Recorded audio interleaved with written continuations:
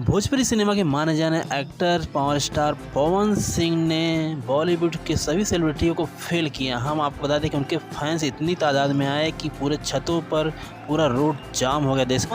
पवन सिंह के फैंस उनको देखने के लिए छतों पर छप्परों पर चढ़ गए और अपनी जान की बाजी लगा दी देखने के लिए।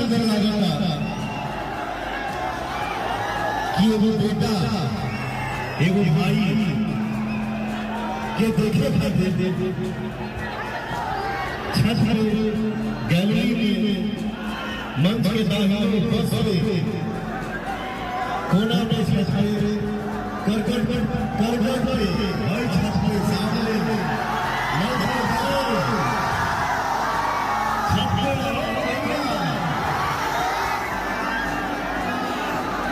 ये कलाकार के लिए सबसे बड़ी संपत्ति है।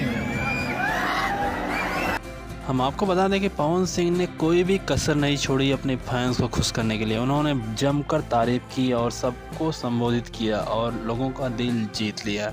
तो देखते रहिए गौर मीडिया।